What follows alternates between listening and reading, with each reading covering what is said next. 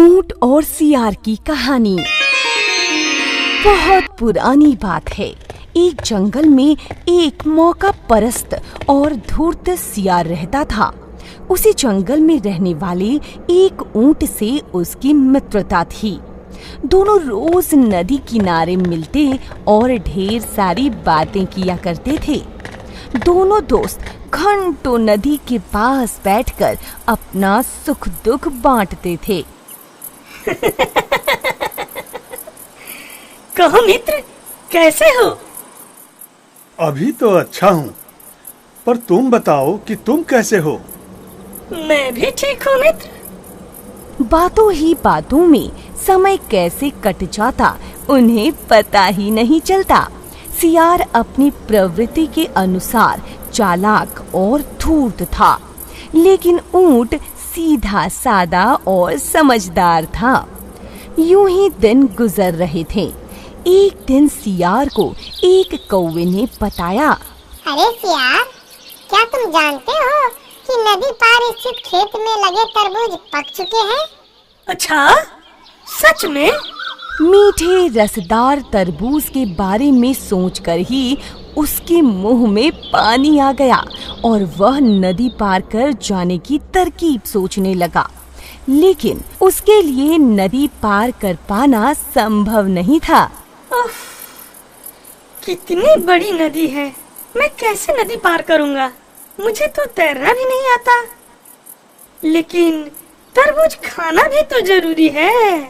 वह तरबूजों का लालच अपने मन से निकाल नहीं पा रहा था। अंत में उसे अपने मित्र ऊंट की याद आई। अरे याद आया, मेरा दोस्त ऊंट भी तो है। चलकर मैं उससे सहायता मांगता हूँ। और वह तुरंत उससे मिलने चल पड़ा। जब वह ऊंट के पास पहुँचा तो उसका स्वागत करते हुए ऊंट बोला, आओ मित्र आओ, कहो आज दोपहर को ही कैसे आ गए? हम तो शाम को नदी किनारे मिलने वाले थे। मित्र, मैं तुम्हें नदी पार के खेत में लगे तरबूज के बारे में बताने आया हूँ। क्या बताने आए हो? मुझे पता लगा है कि वहाँ के सारे तरबूज पक गए हैं। अच्छा? और मैं जानता हूँ कि तुझे तरबूज काफी पसंद है। हाँ हाँ, बहुत पसंद है। ऐसे मीठे तरबूज खाकर तुम जरूर खुश होगे। और तुम्हारी खुशी नहीं, मेरी खुशी है। पता चलने पर मैं कैसे तुम्हें बताने नहीं आता। बस इसीलिए दौड़ा चलाया। ऊंट को भी तरबूज का स्वाद पसंद था। वह बोला, धन्यवाद मित्र, मुझे बताने के लिए। मैं अभी वहाँ जाने की तैयारी करता हूँ। मैंने बहुत समय से तरबूज नहीं खाए हैं। ऊंट जल्दी जल्दी नदी पार करके खेत जाने की तैयारी करने लगा। यह देख सियार बोला, मित्र, मुझे भी तरबूज पसंद है। मैं भी तरबूज खाना चाहता हूँ, लेकिन क्या करूँ? मैं तैर नहीं सकता ना। खैर, कोई बात नहीं। तुमने तरबूज खाए तो मैं समझ लूंगा कि मैंने भी खा लिया। कैसी बात करते हो मित्र? क्या मैं तुम्हें यहाँ छोड़कर जा सकता हूँ? अरे मैं तुम्हें अपनी पीठ पर लादकर नदी पार के खेत में ले चलूंगा और हम दोनों मजे से तरबूज का स्वाद लेंगे, ठीक है? ऊंट ने कहा तो सियार खुश हो गया। ऊंट ने सियार को अपनी पीठ पर बिठाकर नदी पार करने लगा। अरे वाह ऊंट भाई, तुम नदी को कितनी आसानी से पार कर रहे हो। वाह, मजा आ गया। हाँ हाँ सियार भाई, शरीर बड़ा होने का कुछ न कुछ फायदा तो उठाना ही चाहिए ना। कुछ ही देर में दोनों तरबूज के खेत में पहुंच गए। सही कहा था सियार भाई, वाकई तरबूज काफी अच्छे हैं।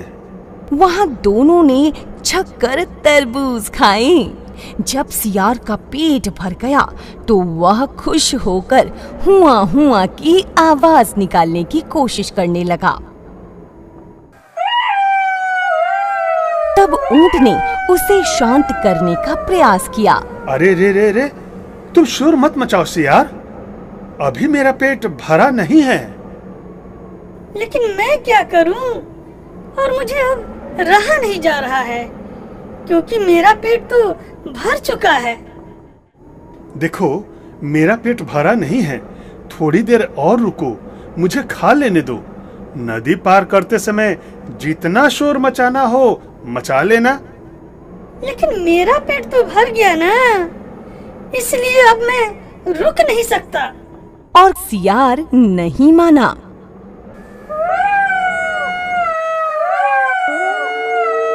सियार की आवाज खेत के कुछ दूरी पर रहने वाले किसान के कानों में पड़ गई। वह समझ गया कि खेत में कोई घुस आया है। हाथ में लाठी लेकर वह खेत की तरफ दौड़ा। अरे अरे कौन है मेरे खेत में? अभी आ रहा हूँ। दूर से किसान को देखकर सियार पहले ही भागकर एक पेड़ के पीछे छुप गया था, लेकिन अपने विशाल शरीर के कारण ऊंट के लिए कहीं छिपना संभव नहीं था, इसीलिए वह वहीं खड़ा रह गया। अपने खेत में ऊंट को देखकर किसान आग बबूला हो गया। अरे इस ऊंट ने तो मेरा सारा खेत बर्बाद कर दिया, अभी बताता हूँ इसे। और किसान ने लाठी से पीटना शुरू कर दिया और पीटते पीटते खेत से बाहर खदेड़ दिया। अब कभी मेरे खेत में आने का साहस मत करना शैतान। ऐसी जबरदस्त धुनाई के बाद बेचारा ऊंट दर्द से कराहते हुए खेत के बाहर खड़ा था। मामला शांत होने पर पेड़ के पीछे छुपा सियार चुपके से खेत से निकलकर उसके पास आ गया। सियार को देखकर ऊंट ने गुस्से में पूछा, अरे सियार, जब तुमने तरबूज खा लिया तो इतना ज्यादा शोर मचाने की क्या जरूरत थी? तुम्हारे चिल्लाने की आवाज सुनकर ही वह किसान मेरे पास आ गया और मेरी पिटाई करने लगा, और ये सब सिर्फ तुम्हारे कारण ही हुआ। तब सियार ने कहा, ऊंट भैया, माफ कर दो, मेरी वजह से तुम्हें मार पड़ गई। अरे जब मैं तरबूज खा रहा था तो मेरा पेट पहले भर गया था यार, और जब मेरा पेट भर जाता है तो जब तक मैं हुआ की आवाज ना निकालूं मेरा खाना ही नहीं पचता।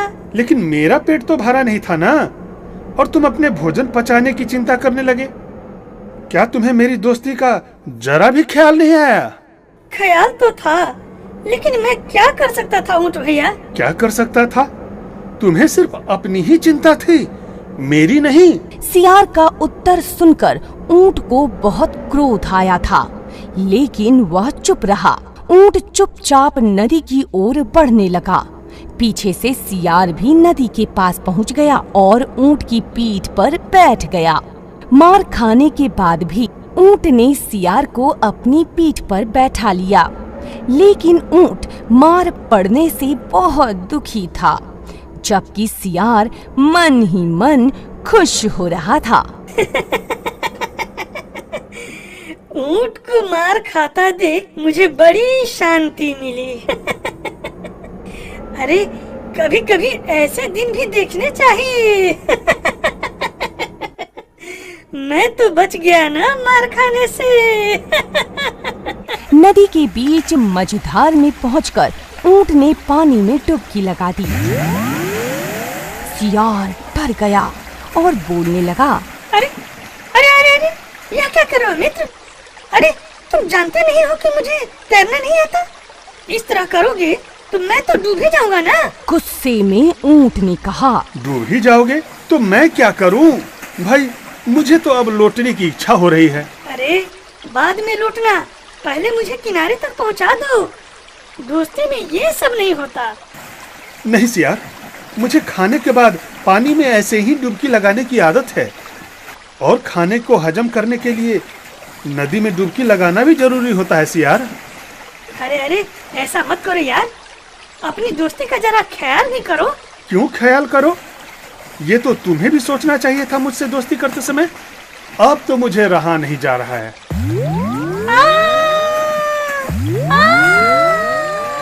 अब सियार को समझ आ गया कि ऊंट उसके किए का बदला ले रहा है, लेकिन अब बहुत देर हो चुकी थी, क्योंकि ऊंट पहले भी सियार से कई बार धोखा खा चुका था। तुम दोस्ती के लायक नहीं हो सियार, इसलिए अब नहीं रुक सकता। और कुछ ही देर में ऊंट सियार को सबक सिखाने के लिए बीच नदी में बैठ गया।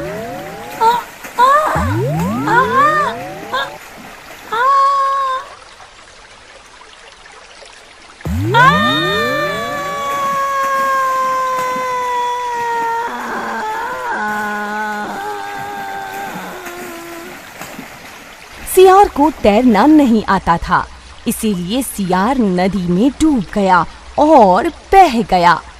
फिर ऊंट ने बहुत आसानी से नदी को पार कर लिया। आज ऊंट ने सियार को उसके करने की सजा दे दी थी। इस कहानी से यह सीख मिलती है कि किसी के साथ बुरा करने का नतीजा खुद के लिए भी बुरा ही होता है। जो बोओगे वही काटोगे, यानी आप दूसरों के साथ जैसा व्यवहार करेंगे, वे भी आपके साथ वैसा ही व्यवहार करेंगे। साथ ही यह कहानी सिखाती है कि अगर कोई सिर्फ आपका फायदा उठाता है और तकलीफ में आपका साथ नहीं देता, तो बहुत अच्छा बने रहने का कोई फायदा नहीं है। जैसे को तैसा की नीति अपनानी चाहिए और स्वार्थी व धूर्तों को उनके किए का सबक सिखाना ही चाहिए।